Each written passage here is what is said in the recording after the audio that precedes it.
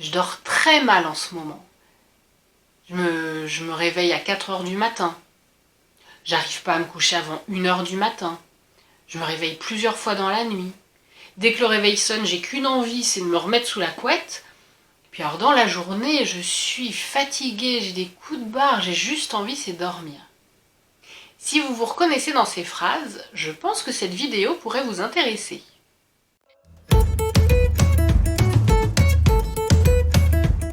Si j'ai eu envie aujourd'hui de vous proposer une vidéo sur le sommeil, c'est pour 2 raisons. La première, c'est une raison de calendrier. Vendredi, donc il y a 2 jours, avait lieu la journée nationale du sommeil. Donc voilà, ça me semblait intéressant de poursuivre dans cette thématique aujourd'hui. Et puis la deuxième raison, c'est que de plus en plus de personnes souffrent de ce qu'on appelle des troubles du sommeil. Alors déjà en 2015, il y avait une étude qui avait été faite et qui révélait que 25% de la population française souffrait de troubles du sommeil et que 17% souffraient d'insomnie, ce qui est énorme. Et depuis 1 an, avec la crise que nous sommes en train de traverser, qui est une crise sanitaire et puis qui impacte humainement et psychologiquement les gens, se développe aussi, là encore, de plus en plus de troubles du sommeil.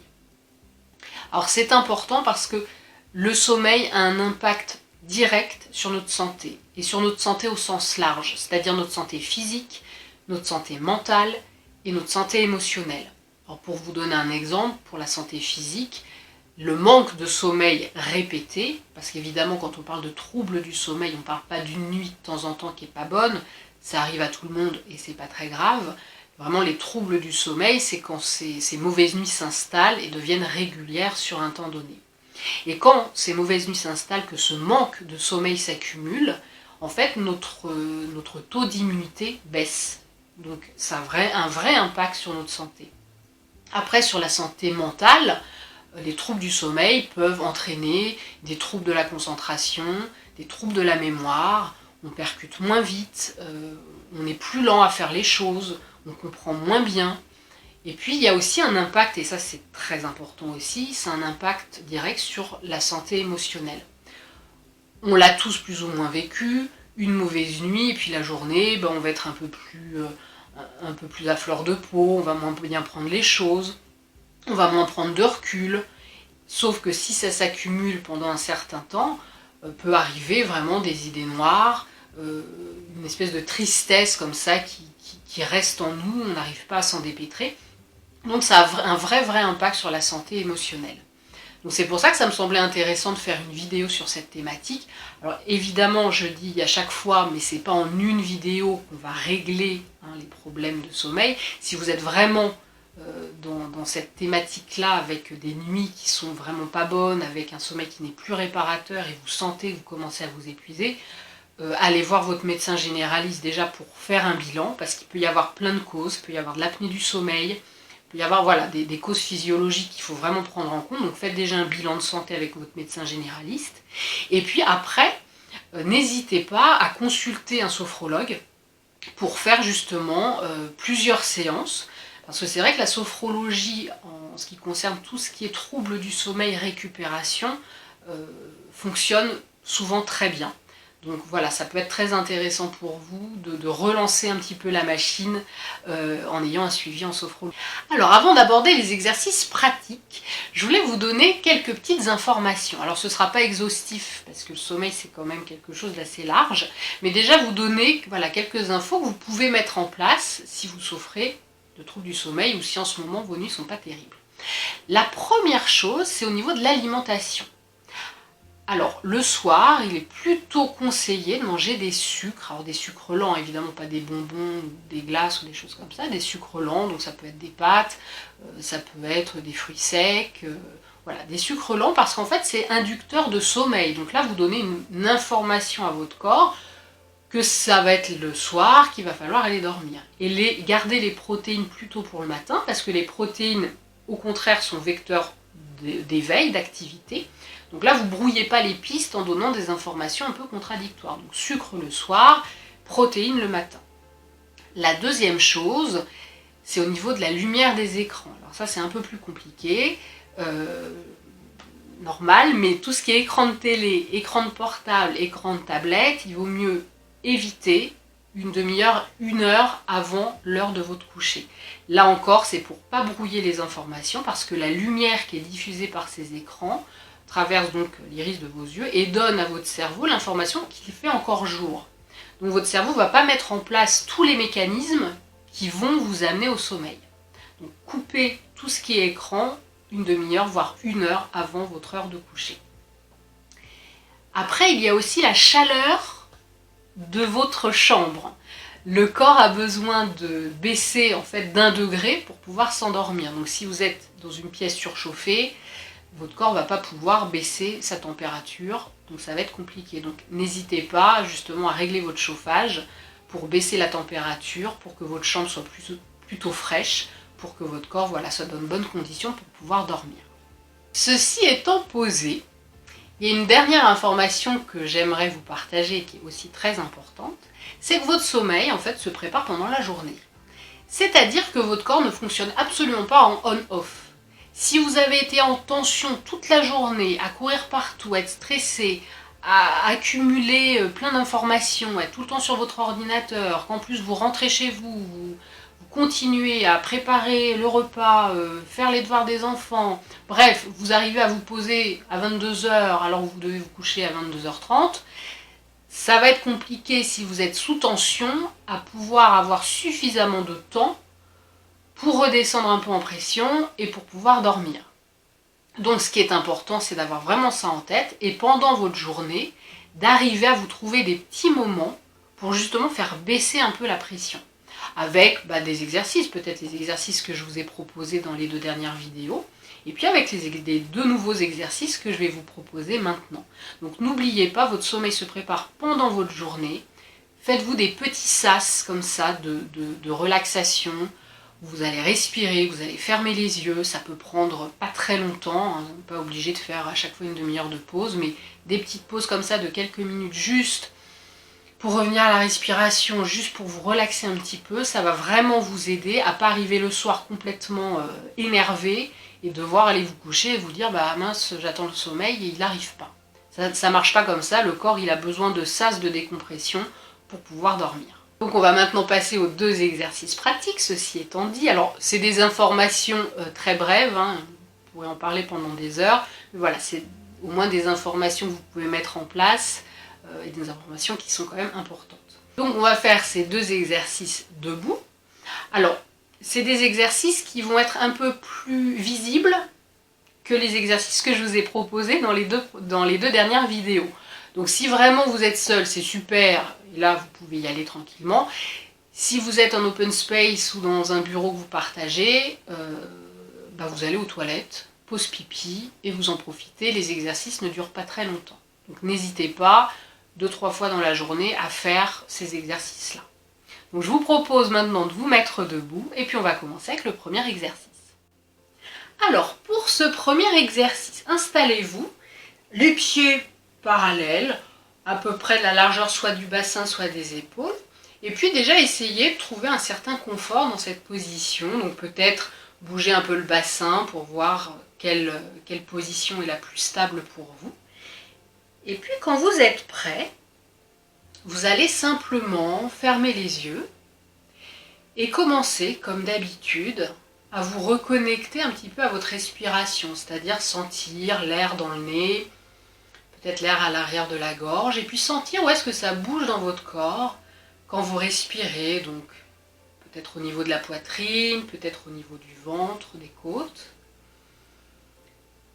Et prenez, comme ça quelques instants, juste pour vous installer un petit peu dans l'observation de votre respiration.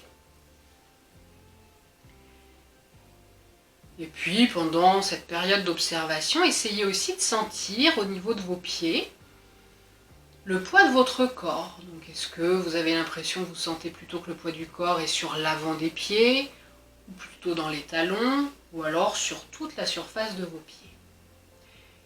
Et puis, essayez de ressentir votre corps de la tête jusqu'aux pieds, votre corps debout qui respire.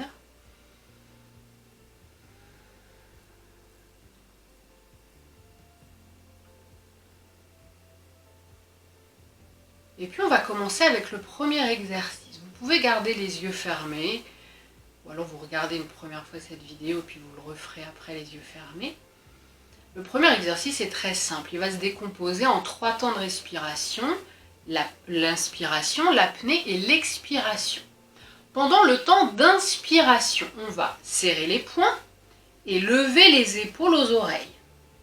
Puis pendant le temps d'apnée, on va actionner les épaules, c'est-à-dire qu'on va essayer de les élever très haut et de les redescendre très bas de manière rapide. Donc ça donne, j'inspire, je serre les poings, je lève les épaules. Apnée, les épaules en haut, en bas, rapidement. Et puis sur l'expire, vous relâchez les épaules, vous relâchez les mains. Si c'est un petit peu trop dynamique pour vous, on a la version plus douce, si vous avez des douleurs au cervical ou au niveau des trapèzes, version plus douce, même principe, inspire, je serre les poings, je lève les épaules, mais par contre pendant l'apnée on va faire des grands cercles, bien larges, donc bien haut, bien derrière, bien en bas, bien devant, avec les épaules, et puis même principe, sur le temps d'expire, on relâche les épaules, on relâche les poings. Donc c'est parti. Premier temps, j'inspire, je serre les poings, je lève les épaules. Apnée. Donc soit dynamique, soit des grands cercles plus doux. Et je relâche sur l'expire.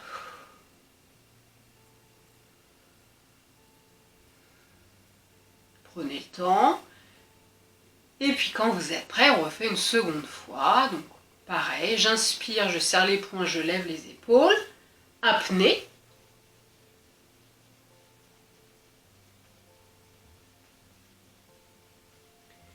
Et quand vous voulez, vous relâchez sur l'expire.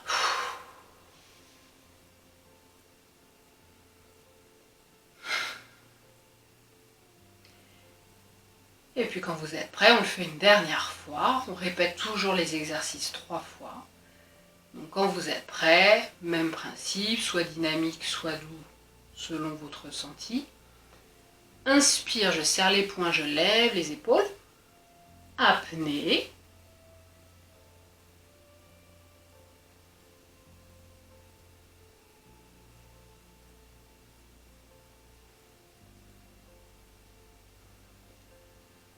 Et quand vous voulez, sur l'expiration, vous relâchez.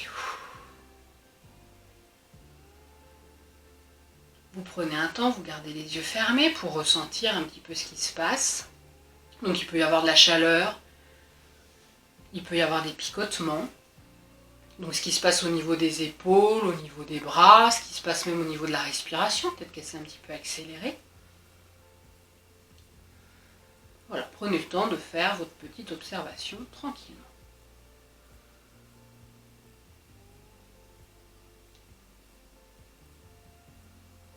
Et puis on va rester debout et on va passer au deuxième exercice. Alors là, il est toujours sur le même découpage de respiration. Inspire, apnée, expire. Alors, pour ce deuxième exercice, qui est plutôt un exercice d'étirement, sur l'inspiration, on va porter le poids du corps, par exemple, sur le pied droit. Et dans ce cas-là, vous allez lever toujours pendant le temps d'inspire la main droite, main qui est du même côté que votre pied. Donc, je redis, pendant l'inspire, je mets le poids du corps à droite, je lève la main droite. Si vous mettez le poids du corps à gauche, vous levez la main gauche. Pendant le temps d'apnée, vous allez essayer d'étirer tout le côté qui est en extension, tout en essayant de relâcher le côté qui, lui, n'est pas en extension. On essaye d'imaginer que votre pied s'enfonce dans le sol alors que votre main veut toucher le plafond. Et sur l'expire, vous revenez à la position initiale. Donc on va faire 3 fois du même côté, par là dans mon exemple à droite. On fera un temps de pause. On fera la même chose à gauche, bon à droite pour vous parce que c'est inversé. Un temps de pause. Et puis on terminera avec 3 fois les 2 bras levés, donc soit tout droit et on essaye un peu de s'étirer. Par contre, si vous avez mal au lombaire, moi je vous conseille surtout pas de faire tout droit, mais plutôt de vous pencher, d'avoir le dos droit pour ne pas fragiliser votre zone lombaire. Donc, quand vous êtes prêt, Si vous avez ouvert les yeux, vous les refermez. Et puis quand vous êtes prêt, on va y aller. Premier temps d'inspire, je mets mon poids du corps sur le pied droit, je lève la main droite. Apnée, j'essaye d'étirer. Votre pied droit est bien ancré dans le sol. Et sur l'expire, je relâche, je reviens à la position initiale.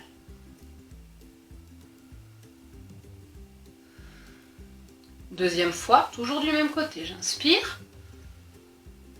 Apnée, j'essaye d'étirer tout en essayant de relâcher l'autre côté.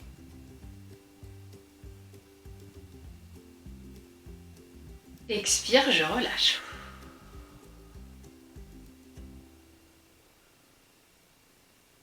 Et on enchaîne avec une troisième fois, toujours du même côté. J'inspire. Apnée, j'étire d'un côté, je relâche de l'autre.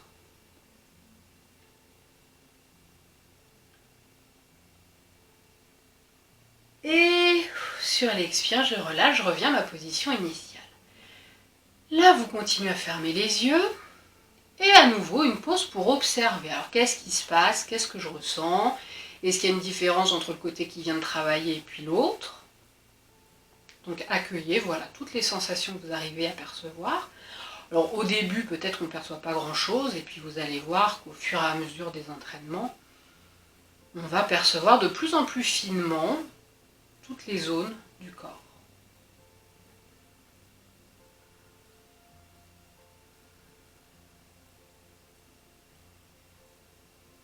Et puis après ce petit temps d'observation, vous pouvez allonger encore un peu si vous le souhaitez. On va faire exactement la même chose de l'autre côté. Donc sur le temps d'inspire, poids du corps sur le pied gauche, on lève la main gauche. Apnée, on accentue l'extension en essayant de bien ressentir les flancs, enfin le flanc en l'occurrence, tout en relâchant l'autre côté, l'épaule, même la fesse, même la jambe. Et sur l'expire, on relâche, on revient à la position initiale.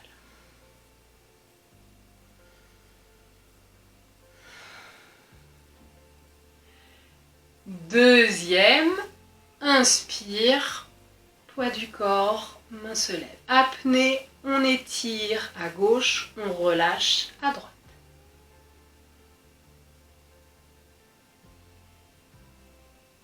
Expire, on revient.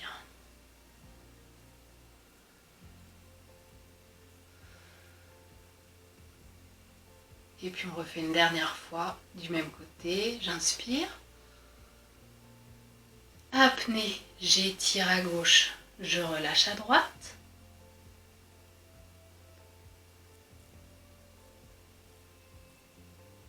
Expire, je reviens à la position initiale. À nouveau, petite pause d'observation. Là encore, qu'est-ce que je ressens? Chaleur, fraîcheur, peut-être des fourmillements, peut-être des zones qui se détendent ou qui se tendent selon les personnes. Différence entre le côté gauche et le côté droit.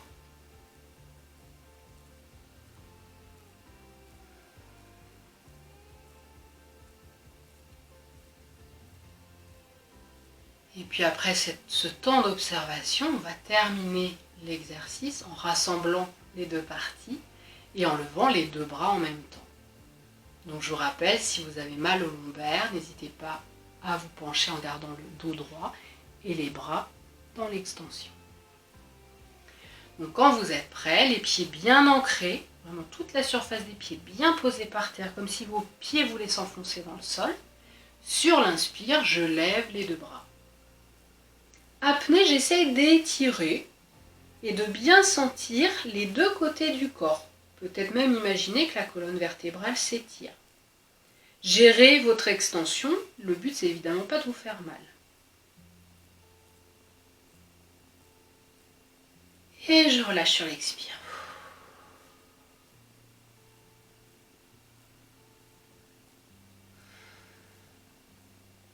Puis une deuxième fois, même principe, j'inspire.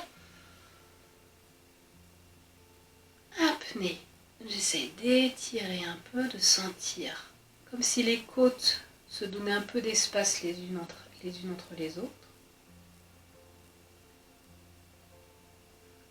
Et je relâche sur l'expire.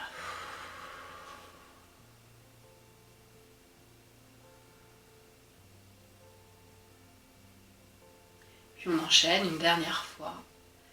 Même principe, j'inspire, je lève les bras. Apnée, je m'étire, j'essaye de ressentir l'étirement.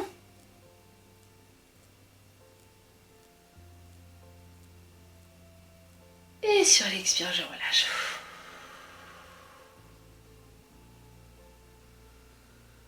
Et vous l'aurez deviné, on termine l'exercice par une dernière pause d'observation. Là encore, sentez la respiration, sentez les sensations dans les épaules, dans le dos, dans les bras, les jambes, les pieds.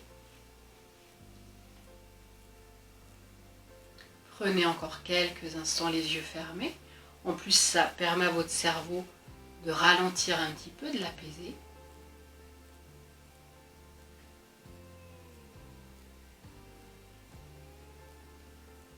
Et puis, commencez, même les yeux fermés, à bouger un petit peu les jambes, les bras, à respirer un peu plus fort, peut-être même à bâiller. Et puis, quand vous êtes prêt, vous ouvrez doucement les yeux. Voilà pour les 2 exercices que je peux vous proposer pour relâcher un petit peu le stress, la tension, prendre de plus en plus contact avec votre corps.